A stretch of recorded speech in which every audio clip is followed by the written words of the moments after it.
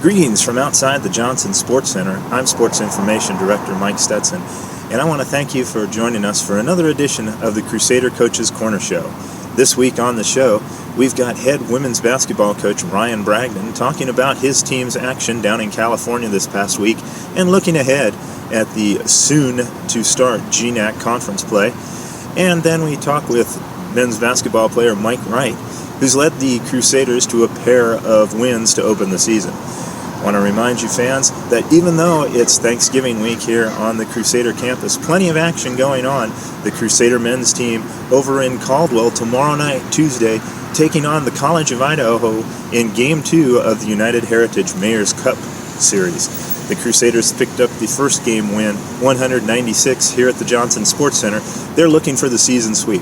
Then Friday night, back here at the JSC, the NNU men will be hosting Eastern Oregon at 7 o'clock. Come on down to the gym and cheer your Crusaders on to victory. Now it's time for the Coach's Corner Show.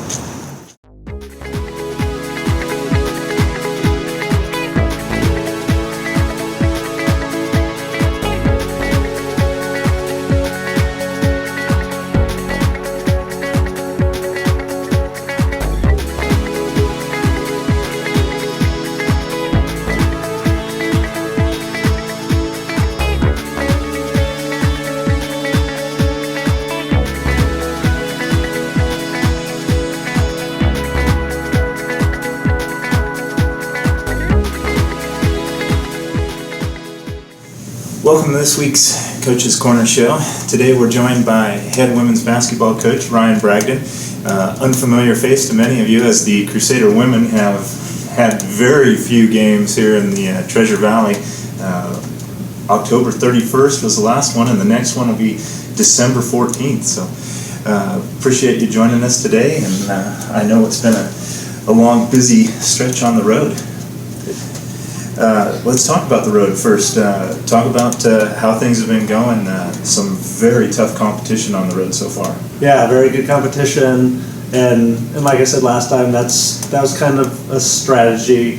As we're growing as a team, as we're getting those sophomores continuing their growth process, as we're trying to come together as a team, playing really good teams like we've been playing. They're really good. They're exposing the things that we're not good at yet. So we're learning from that, and we are seeing growth from game to game based on what those teams are doing to us, and that's a good thing, and we see it as a positive for us moving forward as we head into GNAC play next week.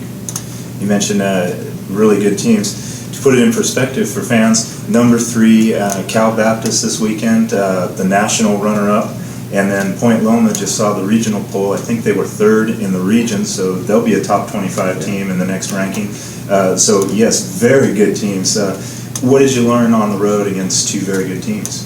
We just learned we're continuing to work on this new defensive system and work out the kinks there, and just little things here and there and transferring what we're working on in practice into games. And the good thing is we're seeing similar things in practice that we're seeing in games, and working through that, and the positive spin on it is we're seeing good teams at the top of our region where we want to be eventually, pick that apart and expose that, and Cal Baptist did obviously a very good job of that, and Point Loma, very good team, but we took away some of the stuff that they wanted to do, and we improved from that Thursday performance at Cal Baptist. So like those are the little steps we see as a team that sadly it doesn't show up in the win-loss record yet, but that's what we're aiming for. We're looking big picture with it to get all these kinks ironed out and move forward with it down the line.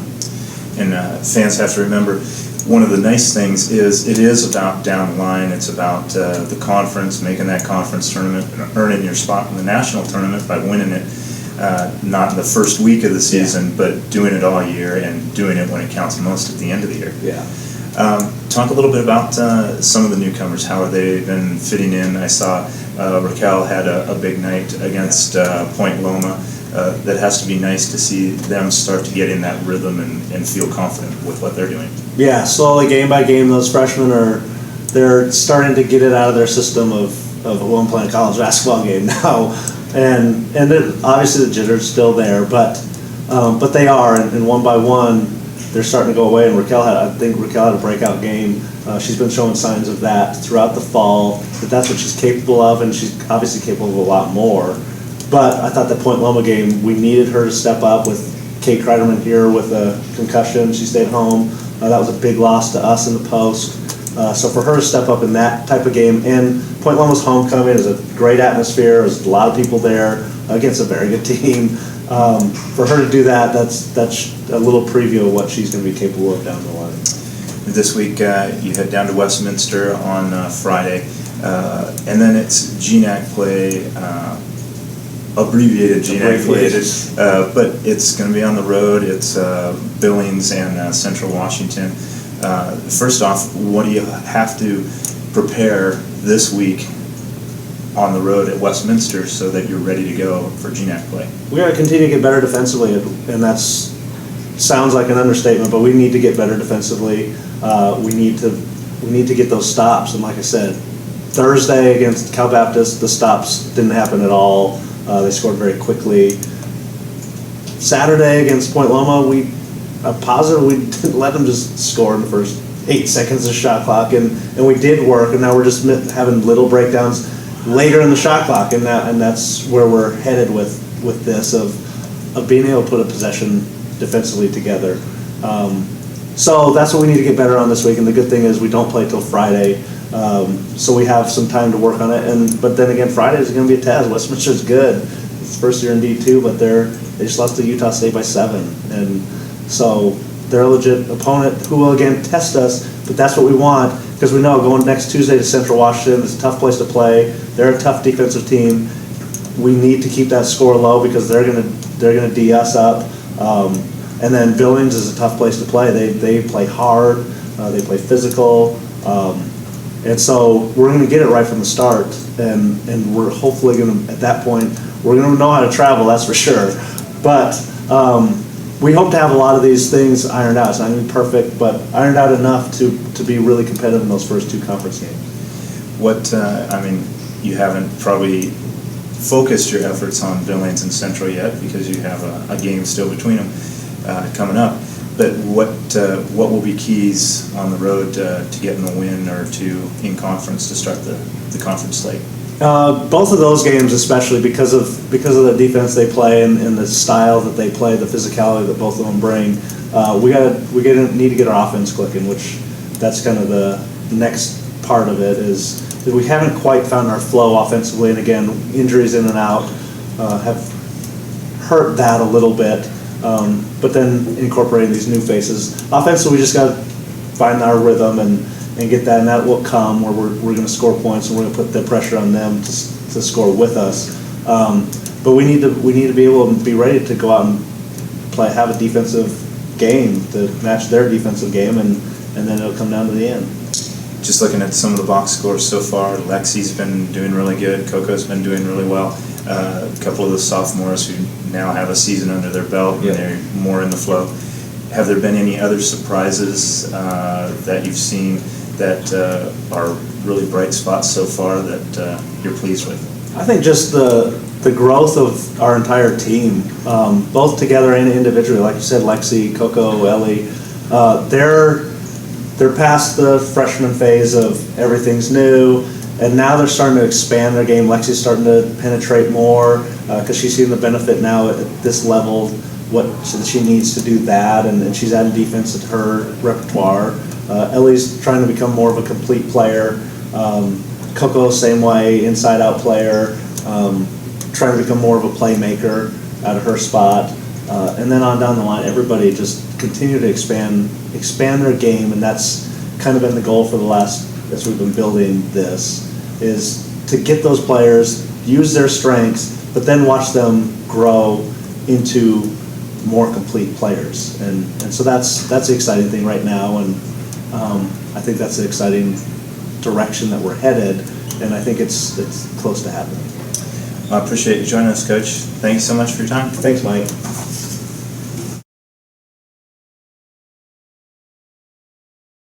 The Crusader volleyball team closed out their 2015 regular season hosting a pair of home matches, here against Central Washington On Tuesday night, the Crusaders picked up the straight set victory over the Wildcats. Taylor Van Valey, shown here, led the way with 14 kills in the win. Thursday night, the Crusaders wrapped up their season with senior night, beating the Montana State Billings Yellow Jackets in straight sets. Saturday, the Crusader men's basketball team was on the hardwood with a Saturday matinee, taking on Cal State Los Angeles. The Crusaders picked up the 80-75 victory, led by Mike Wright with 28 points and 8 assists, including one here to Joel Devasti. Welcome back. We are joined by senior point guard Mike Wright from the men's basketball team. Mike is leading the conference in assists per game, leading the team in points per game. Off to a pretty good season. Thank you for joining us. Thank you. Talk a little bit about the way things have been going so far. 28 points, 8 rebounds the other night, big game against C of I. You're averaging 8 assists a game. What's going right? A lot of things are going right now. I mean, the question that I'm getting the most from fans and boosters is, how's the season going? How's the team looking? And I couldn't be happier with what's been going on. To be 3-0 right now and still so much to do, on both ends of the floor to get better. We're turning the ball, I think, almost over 20 times a game, which is, if we were going to compete with the Seattle Pacifics, the Western Washingtons, that's got to get down to low teens or even single digits. Defensively, we're not exactly competing the entire game, and I think we've been fortunate to win these games when we haven't been at the level we want to be at. Talk a little bit about the makeup of this team and the fact that you say 3-0, officially 2-0, but you got to throw in the C of I game because that one means the most to everybody. Are you surprised? So many newcomers, so many unproven guys, a new coach, new system, that this team has clicked the way it has so quickly? I wouldn't say I was surprised. Maybe a little. I mean, in the summer, and I've been telling everyone that I was definitely scared. I mean, we're talking with Boona over the summer, saying, man, we got a whole new coaching staff, whole new team coming in. I don't know what's going to happen this year kind of thing. And to have, the guys that they brought in, guys that, aren't selfish and really bought into what we're trying to do and what coach has been preaching every day to put team above self. And I think that's gone a long way so far. And, I couldn't be happier with the results and how things are going. That had to be stressful for you. I know that you've mentioned a few times that a transition year wasn't exactly what you were looking forward to as a senior. Yeah, I mean, that's kind of every senior's nightmare, and not only seniors but players in general. I don't want to be a part of that kind of year where we help build the program to what it needs to be. I want to win right now, and I think we've established that in the first few games that this is not a transition year and we're here to win. So, talk about you coming here. People probably don't think about the fact that this is your third year, but you came here, you hurt your knee before school even started, yet you decided to stick with the team. And talk about that a little bit. That had to be a tough decision to make. That was, I believe it was a few days after or the next day I signed to commit to NU. I tore my ACL and MCL meniscus, and I was scared to call coach. We were so excited that I was coming down and everything was happening, and I knew that this injury put me out for the season, and I didn't know where that was going to put us, kind of thing. And he was more than happy. He opened his arms and he said, if I was still want to come down in redshirt and get the surgery here, and they just kind of brought me in, and with that kind of love, it's something hard to pass up, and I took full advantage of the opportunity. And I think going into this year, the biggest difference is mentally. I'm not thinking about the knee. I feel good. I feel explosive again, and I can attack the basket and not have to worry about hurting myself again or rethinking about the injury in my mind. That I can just go out and play and just be aggressive. I think people have seen that, and I think foes in the conference are going to be pretty disappointed that you're not worried about the knee.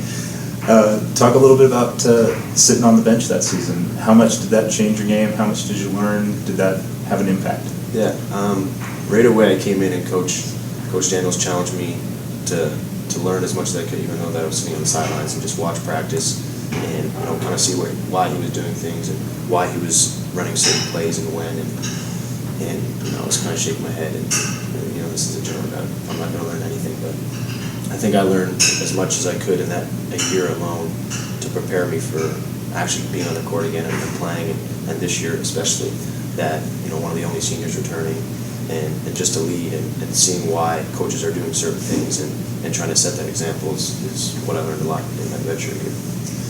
Talk about this season. What are the expectations? So what do you think is a good season for this team, and then being a senior for you? That's hard to say. I mean, it's still extremely early. We haven't played a conference game, and when we start kind of diving into conference, we'll have a better idea of where we are and, you know, how we match up to the other teams. But right now, we're taking it one game at a time, and we're going to try to win every game. I don't want to say, you know, our goal is to make playoffs, or our goal is to finish first in the conference. Right now, our goal is to win every game we play and just compete every time on the floor. One game at a time. The next game happens to be tomorrow night. College of Idaho, Northwest Nazarene picked up the 196 win here at our place a couple weeks ago. How important is tomorrow night, and how pumped up are you guys for the atmosphere over there? We're pumped up, and, you know, I love it. I love going into an atmosphere like that, in an environment where we're on the road and the fans are heckling, and, you know, we get the opportunity to shut them up and make them go home early. And, you know, that's something I look forward to, and, you know, the whole team feeds off of just to be able to play in that atmosphere and hopefully get another win. How important is tomorrow night's game for you guys? It's important. I mean, I don't want to blow it out of proportion and say, you know, how important it actually is, but, you know, it's a competitive game, and with the rivalry, we want to win. I believe this one does count on our schedule. I could be wrong. So that's added importance, No, does it? tomorrow night is an exhibition. Okay, it's still an exhibition. So, in that regard, it's an exhibition, but it's a chance for us to get better, and, you know, that's what we're going to use it as. And, you know, I think our goals are going to be every game to cut down the turnovers, defend, and really rebound and finish possessions. You know, but we're definitely going to go in wanting to win and do everything we can to win. I understand when you get done with school, you're thinking about going back home, and maybe police or military or something like that? Something like that. I'm taking a criminal justice major, so ideally I'd like to get involved in my major and kind of get a career towards that focus. But it's still wide open at this point. I got, 6 months left, and it still could go, you know, either way. And I'm just going to try to think about that when I graduate and just enjoy and soak in as much as this year can provide as a senior. Are you thinking about ball at the next level, or has that even crossed your mind? Oh, it's crosses my mind every day. And the nice thing about it is, with so many internationals on our team, and, you know, the connections they have with people back home, and Muna's brother, you know, is involved with the team in Norway, right there in that city. And Matthias Herring is an agent in Prague right now, signing players, and, you know, we're pretty close. So I'm hoping he can help a dude out and get me a look there. But and then even with the coaching staff and Coach Fleming with his contacts.